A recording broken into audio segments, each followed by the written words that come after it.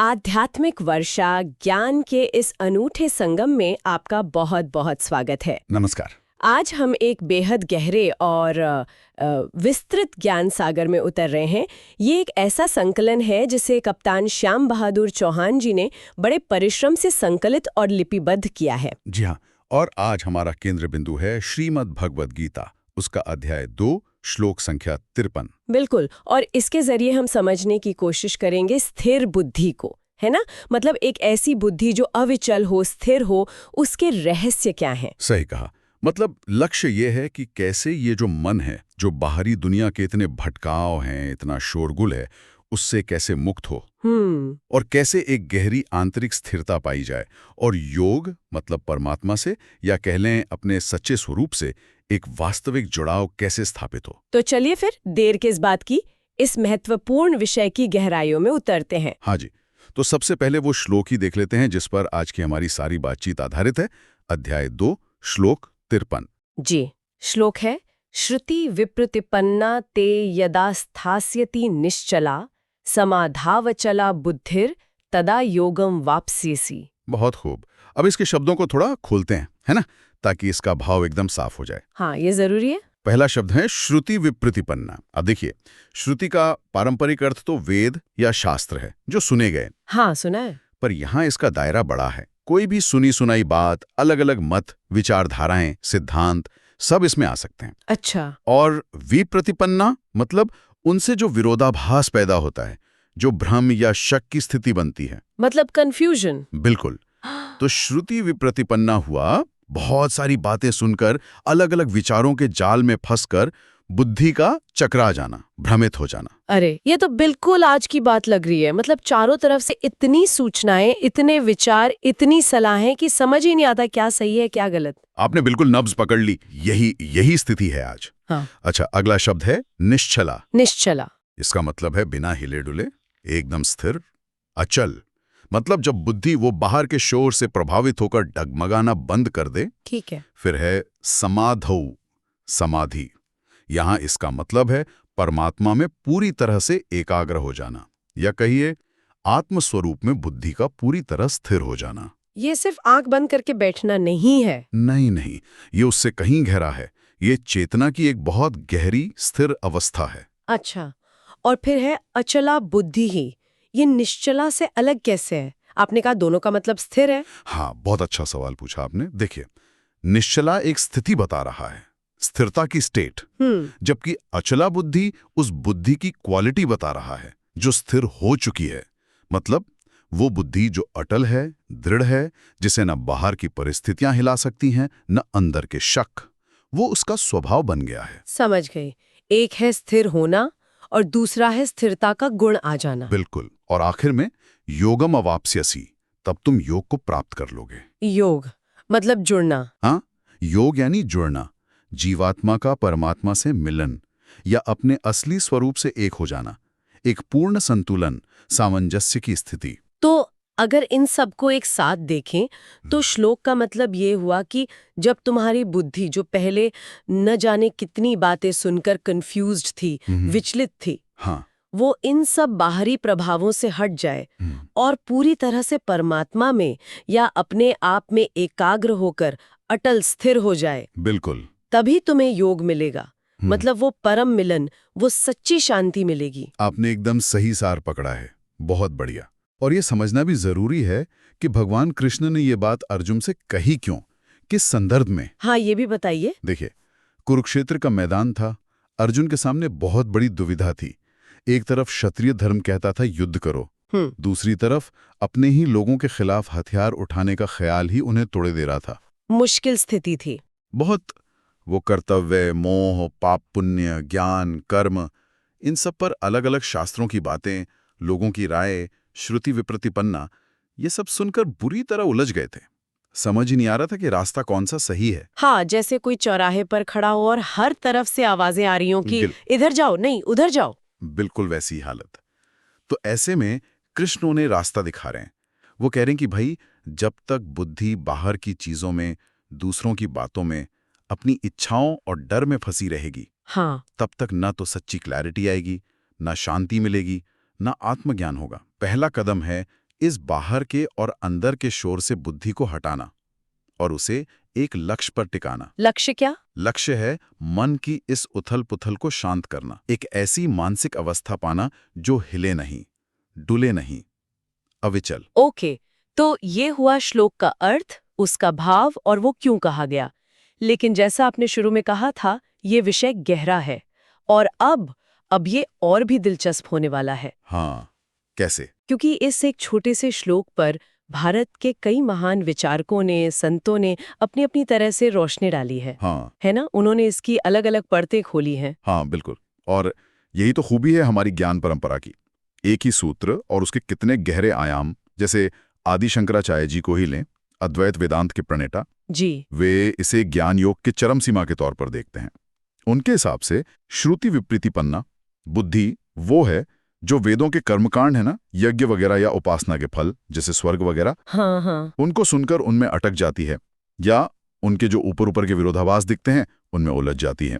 अच्छा। तो जब बुद्धि इन सब टेम्पररी फलों से, बाहरी क्रियाओं से हटकर निश्चला और अचला होकर सिर्फ एक ही सत्य, आत्मा, ब्रह्म, उसके चिंतन में स्थिर समाधो हो जाती है, तब उसे योग मिलता है, यानी आत्म साक्षात्कार, मोक्ष। यानी बाहरी कर्म और फल के आकर्षण से ऊपर उठकर सीधे सीधे जो मूल सत्य है उस पर बुद्धि को टिका देना, ये तो बहुत ऊंची अवस्था लगती है। नहीं, अब देखिए 13वीं सदी के महान संत ज्ञानेश्वर महाराज, ज्ञानेश्वरी टीका लिखी उन्होंने। हाँ ज्ञानेश्वरी, वे इसे और भी सुंदर काव्यात्मक ढंग से समझाते हैं। वो श्रुति भी प्रतिपन्ना को शब्द जाल कहते हैं या तर्कों का शोर। शब्द जाल, वाह। उनका एक बड़ा प्रसिद्ध उदाहरण है, जैसे तालाब का पानी है, अगर वो हिल रहा है, गंदला है, तो उसमें चांद का अक्स साफ नहीं दिखता। सही बात है। लेकिन जब पानी एकदम शांत हो जाए, स्थिर, निर्मल, तब चांद का अक्स बिल्कुल साफ, सुंदर दिखाई देता है ना? बिल्कुल वैसे ही जब हमारी बुद्धि ये बाहर के शब्दों, सिद्धांतों, तर्कों के शोर से शांत होकर स्थिर, निश्चला, अचला हो जाती है और आत्मा में एकाग्र, समाधो हो जाती है, तब उसमें परमात्मा का, अपने असली स्वरूप का अनुभव अपने आप बिल्कुल साफ होने लगता है। वाह, क्या कमाल की उपमा है। ये तो सीधे दिल में उतर गई। शब्दों के जाल से शांत जल तक का सफर। ये दिखाता है कि स्थिरता से ही स्पष्टता आती है। अच्छा, अब थोड़ा और आगे आते हैं आधुनिक काल की तरफ। स्वामी विवेकानंद जी, इन्होंने इस श्लोक को कैसे देखा? उनका नजरिया तो हमेशा बड़ा प्रैक्टिकल और ओजस्वी रहता था। बिल्कुल सही कहा आपने। स्वामी विवेकानंद जी इसमें एक जबरदस्त मानसिक दृढ़ता देखते थे, आत्मनिर्भरता, अच्छा, आत्मविश्वास का संदेश। वो कहते थे कि दुनिया में हजारों तरह के मत हैं, पंथ हैं, विचारधाराएं हैं और अक्सर एक दूसरे को काटती हैं, श्रुति विप्रतिपन्ना। अब जिसका मन कमजोर है, अस्थिर है, वो इन बाहरी हवाओं के झोंकों से बड़ी आसानी से कंफ्यूज हो जाता है, भटक जाता है। हाँ, ये तो होता है। तो उनका आह्वान था, अरे इन बाहरी आवाजों पर, दूसरों की राय पर निर्भर क्यों रहना? अपने अंदर की सुनो, अपनी आत्मा की शक्ति पर विश्वास करो, अपने पैरों पर मजबूती से खड़े हो जाओ।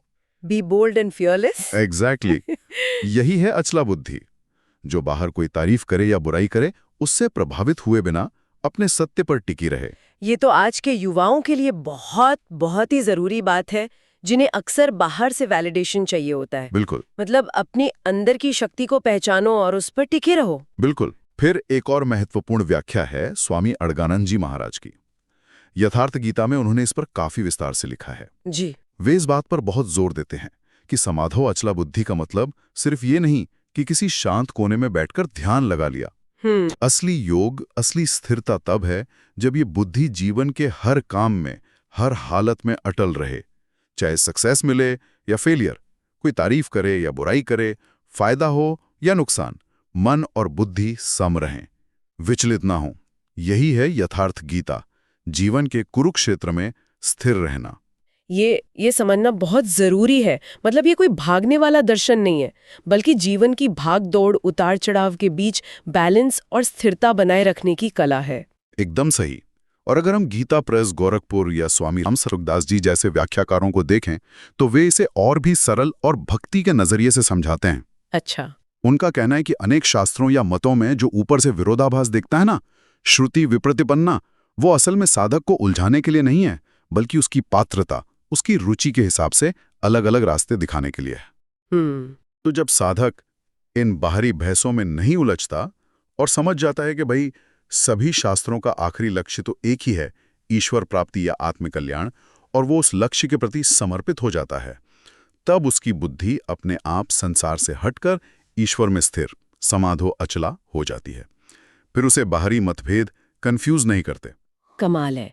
मतलब इतने सारे नजरिए, ज्ञान योग, भक्ति योग, कर्मयोग, रोजमर्रा की जिंदगी, लेकिन सबका इशारा एक ही तरफ है, बुद्धि की स्थिरता, उसका एक जगह टिकना। हाँ, अब यहाँ सबसे बड़ा सवाल आता है, ये ज्ञान तो हजारों साल पुराना है और आज का युग वो तो इन्फॉर्मेशन एज है, या शायद मिस इन्फॉर्मेशन एज कहना चाहिए। हाँ, सही कहा। हर सेकंड विचारों, सूचनाओं, भटकावों का जैसे विस्फोट हो रहा है। तो ऐसे में इस पुराने श्लोक की आज की जिंदगी में क्या रेलेवेंस है, क्या महत्व है इसका? देखिए, मेरे ख्याल से तो इसकी रेलेवेंस आज शायद इतिहास में पहले कभी से भी ज्यादा है। अच्छा, कैसे?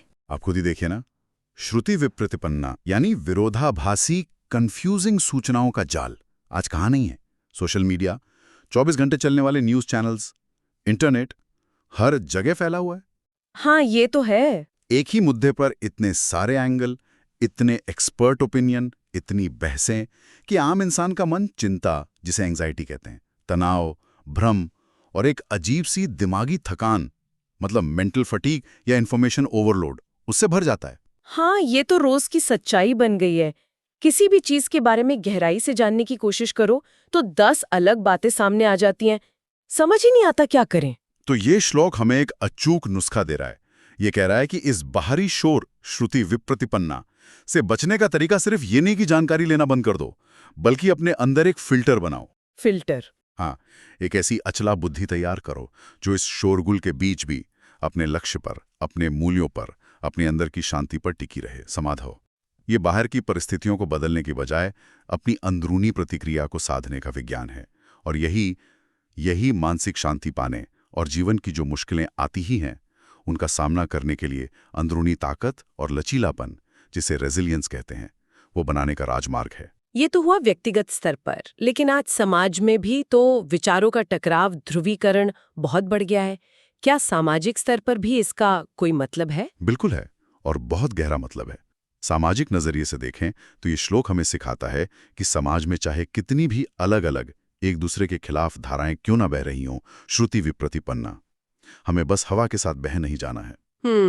दूसरों की बातें सुनो, समझो, लेकिन आखिरी फैसला अपनी समझदार, स्थिर बुद्धि, अचला बुद्धि से लो। अपना एक अंदरूनी नैतिक कंपास है ना, वो विकसित करो और उस पर टिके रहो। ये हमें भीड़ की मानसिकता, हर्ड मेंटालिटी जिसे कहते हैं, या झूठे प्रचार का शिकार होने से बचाता है और स्वतंत्र, जिम्मेदार सोच को बढ़ावा देता है। और जो लोग आध्यात्मिक रास्ते पर चल रहे हैं, आजकल तो गुरुओं की, साधना पद्धतियों की, किताबों की भी कोई कमी नहीं है, वहां भी तो भटकने का डर रहता है। निश्चित रूप से आध्यात्मिक यात्रा में भी श्रुति विप्रतिपन्ना की स्थिति आ सकती है, बिल्कुल आ सकती है। साधक कई बार इतने गुरुओं, इतने रास्तों, इतनी साधनाओं के बीच कंफ्यूज हो जाता है। कभी लगता है ये रास्ता सही है, कभी वो। हाँ। ये श्लोक साफ संदेश देता है, सुनो सबकी, पर अपनी आत्मा की आवाज पहचानो। किसी एक रास्ते को चुनो, किसी एक गुरु पर श्रद्धा रखो या अपने आत्मविश्वास पर रखो, और फिर उस पर पूरी निष्ठा और दृढ़ता, निश्चला अचला से चलो। जब तक बुद्धि एक लक्ष्य पर एकाग्र और स्थिर, समाधो नहीं होगी, तब तक गहरी अनुभूति या आध्यात्मिक तरक्की मुमकिन नहीं है। स्थिरता से ही गहराई आती है। जैसे कहते ना, बार बार गड्ढे खोदने से पानी नहीं मिलता। ये बात तो बहुत पते की है। अच्छा, अब आते हैं हमारे युवाओं पर। उनके सामने तो करियर, रिश्ते, लाइफस्टाइल, भविष्य, इन सब को लेकर विकल्पों और सलाहों का जैसे पहाड़ खड़ा है। माँ बाप कुछ कहते हैं, दोस्त कुछ और, सोशल मीडिया पर कोई और ही ज्ञान दे रहा है। उनके लिए इस श्लोक में क्या है? युवाओं के लिए तो ये श्लोक एक तरह की लाइफ जैकेट है। Life jacket? हाँ, आज जिसे डिसीजन फटीग कहते हैं ना, मतलब इतने सारे ऑप्शन और सलाहें देख देख कर फैसला लेने की ताकत ही थक जाती है। उससे बचने का ये अचूक मंत्र है। ये श्लोक युवाओं को कुछ बहुत जरूरी बातें सिखाता है। जैसे? पहला, आत्म जागरूकता। भाई, बाहर के शोर में अपनी अंदर की आवाज, इंट्यूशन जैसे कहते हैं, उसे पहचानना सीखो, उस पर विश्वास करना सीखो। सब लोग क्या कर रहे हैं, इससे ज्यादा जरूरी है कि मेरे लिए क्या सही है। दूसरा, मूल्यों पर आधारित जीवन। जो चीजें आज फैशन में हैं या ट्रेंड कर रही हैं, श्रुति विप्रतिपन्ना, उनके पीछे आंख बंद करके मत भागो। अपने मूल जीवन मूल्य, कोर वैल्यूज, उन्हें समझो और उन पर टिके रहो। अचला बुद्धि, देखो कि कौन सी चीज तुम्हें सच्ची खुशी और मतलब देती है जिंदगी में। सही है। और तीसरा, फोकस और निरंतरता। सफलता का कोई शॉर्टकट नहीं होता। किसी भी फील्ड में मास्टरी चाहिए तो लगातार प्रैक्टिस, कंसिस्टेंसी और अटूट ध्यान, फोकस चाहिए। बाहर के भटकावे तुम्हें कितना भी लुभाएं, अपनी बुद्धि को अपने लक्ष्य पर टिकाए रखना, समाधो ही कामयाबी की कुंजी है। यही अचला बुद्धि का प्रैक्टिकल रूप है। क्यों जरूरी है और अलग-अलग नजरियों से इसका क्या मतलब है? और ये भी साफ हुआ कि आज के जमाने में इसकी जरूरत कम नहीं हुई बल्कि और बढ़ गई है। हाँ जी। अब अगर कोई इस समझ को अपनी जिंदगी में उतारने की कोशिश करे तो इसका असल में असर क्या होगा? मतलब व्यक्तिगत जीवन पर, परिवार पर, समाज पर क्या प्रभाव दिखेगा? इसका असर बहुत गहरा होता है और बहुत पॉजिटिव होता है।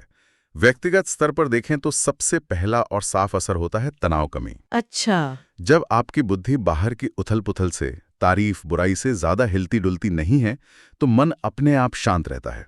दूसरा, फैसले लेने की क्षमता बेहतर होती है। वो कैसे? शांत और स्थिर मन, अचला बुद्धि, चीजों को ज्यादा साफ देख पाता है। भावनाओं के जोश में बहकर गलत फैसले लेने का चांस कम हो जाता है। और तीसरा, आत्मविश्वास बढ़ता है। जब आप बाहर की रायों पर निर्भर रहने के बजाय अपने अंदर के मूल्यों और समझ पर टिकते हैं तो एक गहरी निश्चितता आती है। और पारिवारिक जीवन पर इसका क्या असर होता है? अक्सर घर की शांति या अशांति किसी एक सदस्य के रवैये पर भी निर्भर करती है। बिल्कुल करती है। परिवार एक यूनिट है।